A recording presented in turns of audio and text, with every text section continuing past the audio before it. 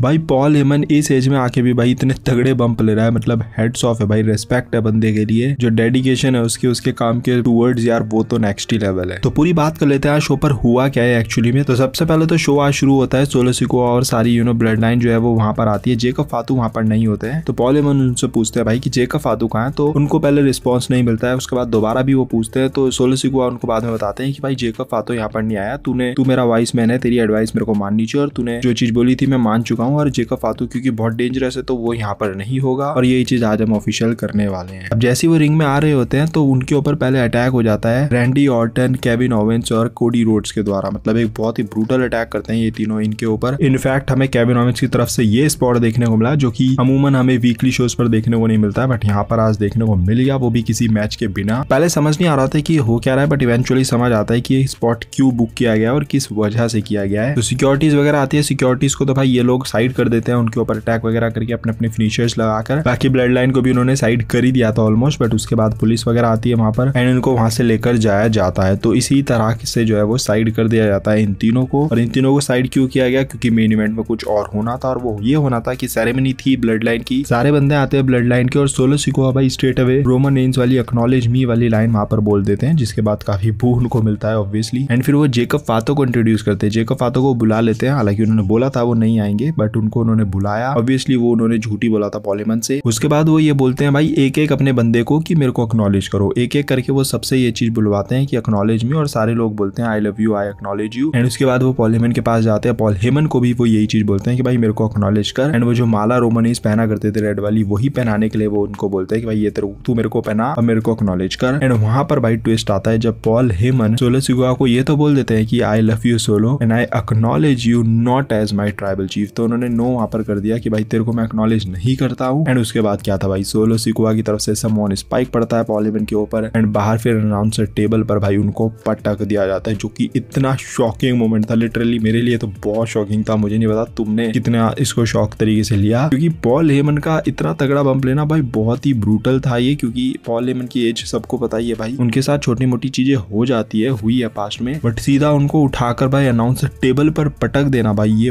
बहुत ही ब्रूटल था। इनफैक्ट मैंने आपको लास्ट कल वाली वीडियो के अंदर ये चीज बोली थी भाई रोमन रेंज की रिटर्न अभी करा के फायदा नहीं है, क्योंकि अभी सोलो सिकोआ रेडी नहीं है, वो बहुत ही हल्के नजर आ रहे हैं, उनकी स्टेबल बहुत हल्की नजर आएगी जब रोमन रेंज की स्टेबल आएगी। बट आज जो चीज इन्होंने करी पॉल हेमन के साथ, उसके बाद मैं कह सकता हूँ कि हाँ भाई वो जो ब्रूटैलिटी चाहिए थी वो डेफिनेटली अब आ चुकी है, वो जो डेंजर वाला सीन था वो अब आ चुका है। पॉल हेमन के साथ इन्होंने ऐसी चीज कर दी है डेफिनेटली कि हाँ अब ये स्टेबल जो है वो ये लग रही है स्ट्रॉन्ग, और अब जब रोमन रेंज आएंगे तो हाँ ये स्टेबल कुछ और लगेगी, मतलब ये लगेगी तगड़ी वाली। ऑब्वियसली जब तक रोमन रेंज आते हैं तब तक ये और भी चीजें कर जाएंगे कुछ। तो अब प्लेटफॉर्म पूरा तैयार है, रोमन रेंज के पास एक रीजन है अब यहाँ पर भाई, उनके वाइज मैन को इतना बुरी कदर मारा है किसी ने, तो भाई फिर रोमन रेंज को तो आना ही पड़ेगा बदला लेने के लिए। अब देखना रहेगा कि वो क्या मनी इन द बैंक में आ जाएंगे, वहां पर कॉस्ट कर जाएंगे, या फिर मनी इन द बैंक के बाद आएंगे, ये इंटरेस्टिंग रहेगा। वैसे कब आएंगे रोमन रेंज वापस, इसके ऊपर कल मैंने सेपरेट वीडियो बनाई थी, तो नहीं देखी होगी आई बटन में जाकर चेकआउट कर लेना, सब पता चल जाएगा कौन सी डेट में रोमन रेंज वापस आ रहा है। अब सोलो सिकोआ मैंने जैसे कि आपको प्रीवियसली भी बोला है रिव्यूज वीडियो के अंदर कि भाई रोमन रेंज को पूरा कॉपी करने की कोशिश करते हैं, वो दिखाते हैं कि भाई वही मतलब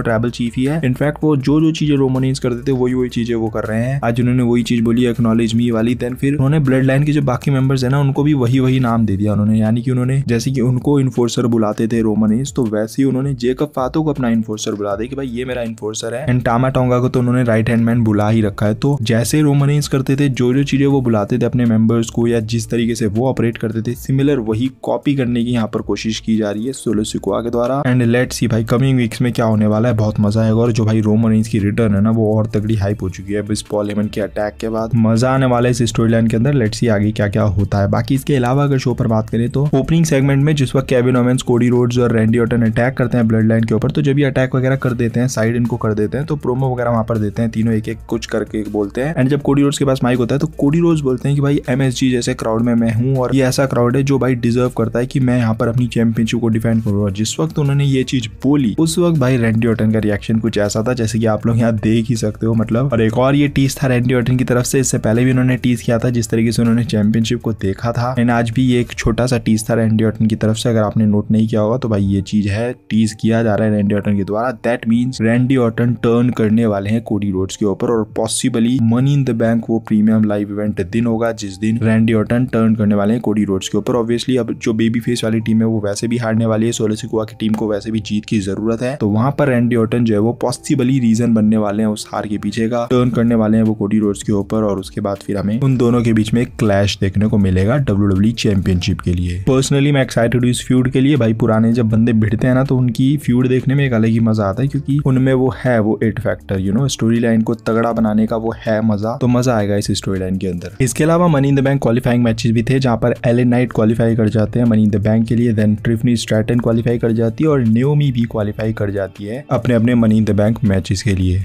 बाकी शो पर इतना कुछ खास नहीं था, मतलब जो एक्सपेक्टेशन थी MSG से, भाई इतना तगड़ा क्राउड आ रहा है, 14-15 हजार लोग आ रहे हैं, और इतने लोग नॉर्मली PLEs वगैरह में आते हैं। और MSG का तो पता ही है भाई कि MSG के शोज WWE तगड़े ही बुक करती है, तो शो हल्का था। मतलब ऑफ कोर्स वो जो मेजर जो चीज चाहिए होती है शोज में वो तो WWE ने आज डाली, बट जो छोटी मोटी और चीजें होती हैं, जो स्टोरी लाइन्स को प्रोग्रेस वगैरह किया जाता है, वहां पर हमें उतना कुछ खास देखने को आज मिला नहीं टू बी ऑनेस्ट। जो ओपनिंग थी शो की वो अच्छी थी, जो एंड था शो का वो अच्छा था, बट इसके अलावा बीच में जो था ना शो के वो कुछ नहीं था। मतलब वो मैचेस थे क्वालिफाइंग, वो मैचेस भी वो थे जो सबको पता था कौन कौन जीतने वाला है, तो वहां पर भी कोई सरप्राइज या कुछ अलग सा कुछ देखने को नहीं मिला। बाकी एडवर्टाइजमेंट वगैरह भी बहुत ज्यादा आ रही थी, तो शो का जो बीच का टाइम था वो बहुत बोरिंग था टू बी ऑनेस्ट। बाकी ओवरऑल मैं शो को बोलूँ तो ओपनिंग और एंड की वजह से ठीक ठाक मैं इसको कहूंगा शो को। एंड जो था वो तो टॉप नॉच था, मतलब अगर ये किसी और शो में ऐसा एंड डाला होता तो मजा ही आ जाता। शो में बोलता कि भाई क्या ही वाओ शो बुक कर दिया, बट क्योंकि बाकी कुछ नहीं था शो में तो इसलिए शो जो है वो हल्का रहा। बट हाँ, वो जो मोमेंट था भाई पॉल एवन का, जो वो बम्प लेना हो या फिर वो टेबल पर पटकना था ना भाई, वो तो टॉप नॉच था। मतलब मजा आएगा अब इस स्टोरी लाइन में। और डेफिनेटली भाई सोलो सिकोआ की अब जो ये ब्लड लाइन है फाइनली इसने एक स्टेप अप ले लिया है। अदरवाइज ऐसा लग रहा था भाई क्या ही है बच्चे से क्या ही कर रहे हैं। बट जेकब फातू जब आया है इनके पास, तो जेकब फातू एक तो लग रहा है उसको देखकर,